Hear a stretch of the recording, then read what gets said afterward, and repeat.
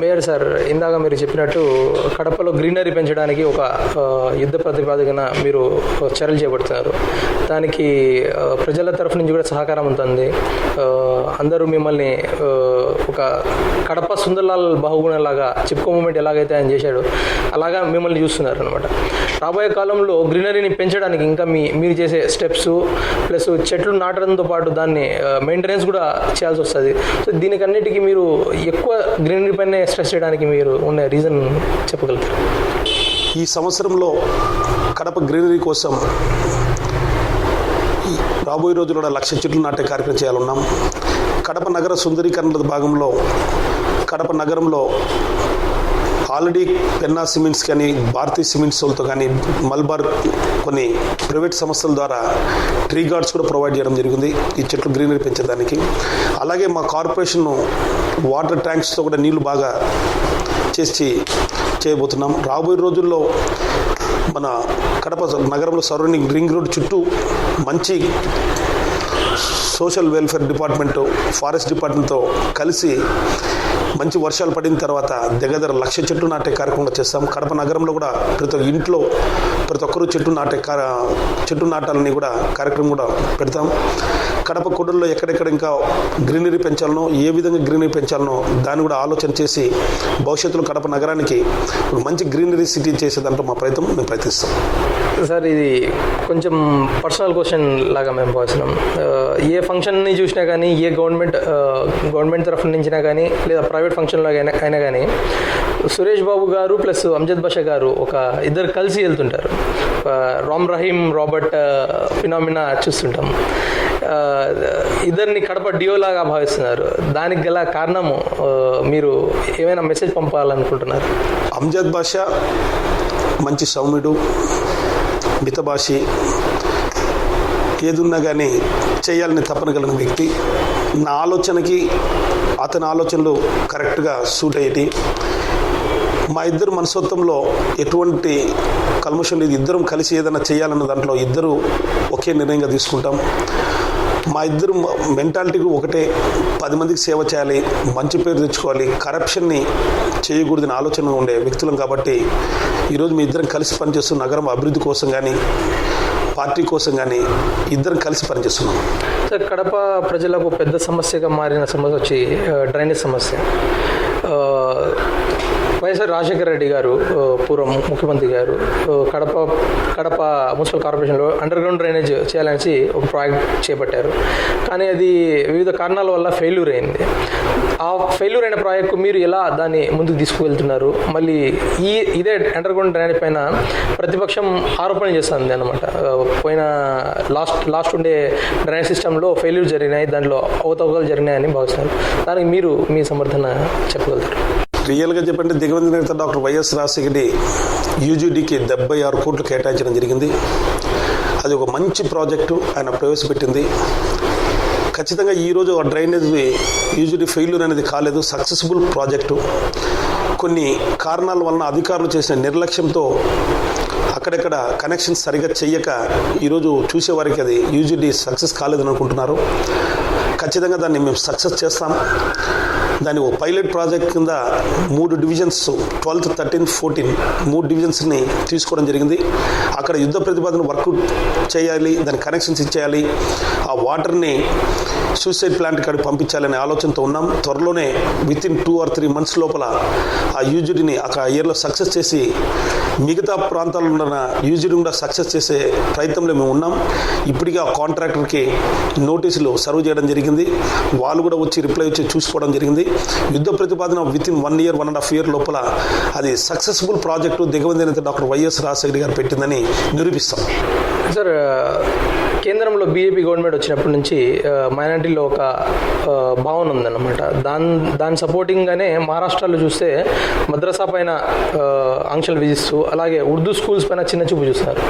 కడపలో ఉండే ఉర్దూ స్కూల్స్ పైన మీరు దాని డెవలప్మెంట్ కొరకు ఎలాంటి చర్యలు తీసుకోబోతున్నారు అనేసి మేము అడగాల్సిన కోసం.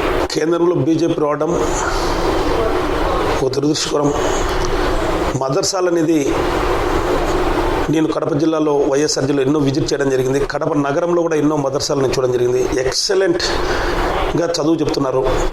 నేను బేసికల్గా ఇంగ్లీష్ మీడియం స్కూల్స్లో కానీ తెలుగు మీడియం స్కూల్స్లో కానీ కేవలం తెలుగు ఇంగ్లీష్ మాట్లాడతారు తప్ప అదే మదర్సాల్లో ఇంగ్లీష్, తెలుగు, భారతం, రామాయణం కూడా ధారాళంగా మాట్లాడే మదర్సాల స్కూల్స్ని చూశాను. ఎంతో పేద ప్రజలు విద్యార్థులు ఎక్కడి నుంచో ఫండ్స్ తీసుకొచ్చి వాళ్ళు చదువు చెప్తున్నారు. ఒక ఎక్సలెంట్ ఇలాంటి మదర్సాలను వాళ్ళు బ్యాన్ చేయడం అనేది మహారాష్ట్రలో చాలా దురదృష్టకరం. మా కడప నగరంలో ఉర్దూ స్కూల్స్లో అయితే మీ ప్రతి ఒక్క దాంట్లో ఎక్కడెక్కడ టీచర్స్ తక్కువ ఉన్నా కానీ విద్యా వాలంటీర్లు పెట్టి అక్కడ విద్య చెప్పిస్తున్నాం. ముఖ్యంగా మైనారిటీ విద్యార్థులు డ్రాప్ అవుట్ కాకూడదు, వాళ్ళు కూడా ఉన్నత చదువుకోవాలి, వాళ్ళు కూడా ఉన్నత పదవుల్లో ఉండాలి అనే కలలు కంటున్నారు. మేము ఖచ్చితంగా రాబోయే రోజుల్లో ఎక్కడ కానీ ఉర్దూ స్కూల్ని ఇంకా స్ట్రెంథన్ చేసి విద్యా వాలంటీర్లు పెట్టి ఆ స్కూల్స్ని ఇంకా ఇంప్లిమెంట్ చేసి వాళ్ళ భవిష్యత్తు భావి భారత వాళ్ళ బిడ్డలు ఇంకా ఉన్నత పదవుల్లో ఉండాలని మేము ఆశిస్తున్నాం. మేయర్ సార్, మన భారత ప్రధానమంత్రి గారు మోడీ గారు స్వచ్ఛ భారత్ అనే ఒక ప్రోగ్రామ్ని తీసుకొచ్చారనమాట.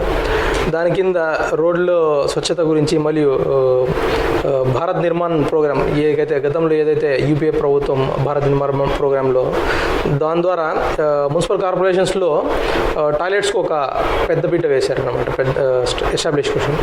సో టాయిలెట్స్ కడపలో చూస్తే వెరీ లిమిటెడ్గా ఉన్నాయన్నమాట, అరకొర టాయిలెట్లు ఉన్నాయి. ఆ టాయిలెట్ని పెంచడానికి మీరు ఏమైనా కృషి చేస్తున్నారు?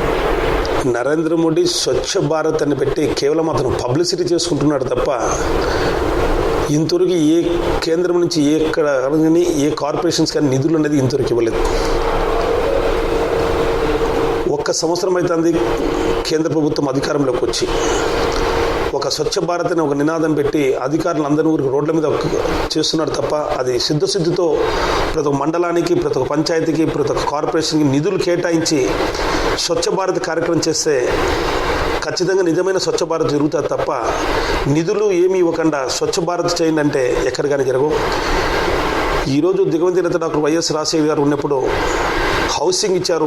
ప్రతి ఒక్క ఎమ్మెల్యే కాన్స్టిట్యూషన్లో 20 నుంచి 25 వేల హౌస్ లోన్స్ ఇవ్వడం జరిగింది లబ్ధిదారులకి. ఈరోజు రాష్ట్ర ప్రభుత్వం అయితే కేంద్ర ప్రభుత్వం అయితే ఇంతవరకు హౌసింగ్ లోన్స్గా హౌస్ ఇవ్వడం కానీ గృహ నిర్వహణ చేసే కార్యక్రమం కానీ ఇంతవరకు ఎక్కడ చేయలేదు.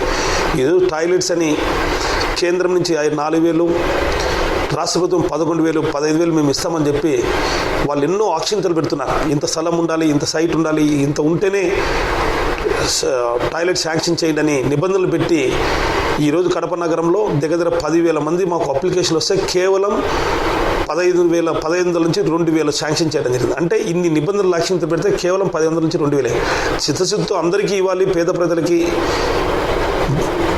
మైనార్టీలకి, బలహీన బడ వర్గాలకి, ఎవరో బిలో పవర్టీలో ఉన్నారో అందరికీ ఇస్తే అప్పుడు స్వచ్ఛ భారత్లో మీరు పెట్టిన స్కీమ్ సక్సెస్ అవుతుంది తప్ప ఇన్ని నిబంధనలు, ఇన్ని కండిషన్స్ పెట్టి ఈరోజు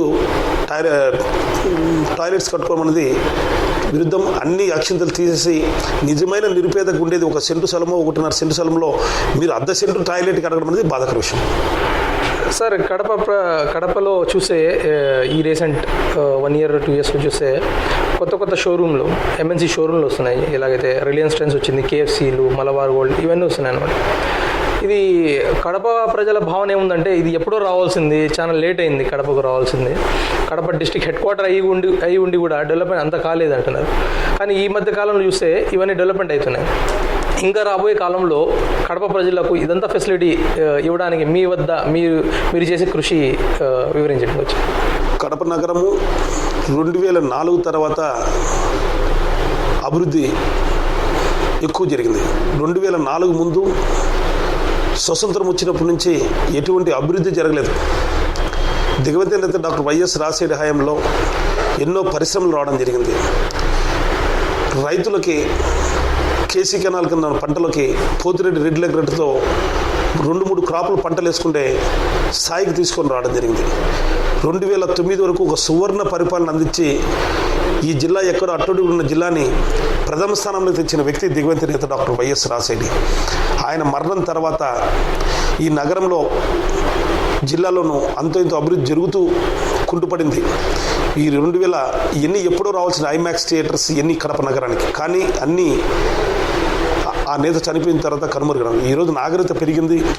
ప్రతి ఒక్కరికి సంపదల్లో రైతులు కానీ అందరూ అని ఆయన టైంలో వాళ్ళ బిడ్డల్ని మంచి ఉన్నత చదువులు చదువుకునే దానికి ఇతర దేశాలకి ఇతర రాష్ట్రాలకు పంపించే వరకు వచ్చింది. ముఖ్యంగా ఈరోజు జిల్లా అభివృద్ధి జరుగుతుందంటే మహానేత టైంలోనే ఫ్రాక్షన్ అనేది పూర్తిగా నిర్మాణం చేసి అందరినీ సుఖ సంతోషాలతో ఉండాలని ఫ్రాక్షన్ అణిచివేసి ఈరోజు వాళ్ళ బిడ్డల ఉన్నత చదువులు చదివించినారు కాబట్టి వాళ్ళ ఆలోచన తగ్గట్టుగానే ఈరోజు కడప నగరంలో ఇన్ని ఉండాలని కోరుకుంటున్నారు. కాబట్టి ప్రతి ఒక్కరు ఈరోజు మన బ్రాండెడ్ ఐటమ్స్ అని ఈరోజు కడప నగరానికి వస్తున్నాయి. ఇది ఒక మంచి పరిణామం. రాబోయే రోజుల్లో ఇంకా మంచి బ్రాండెడ్ కంపెనీస్ వస్తే కడప నగరానికి ఇంకా వ్యాపారం కానీ అన్ని విధాలుగానే అభివృద్ధి చెందేదానికి ఆస్కారం ఉంటుంది.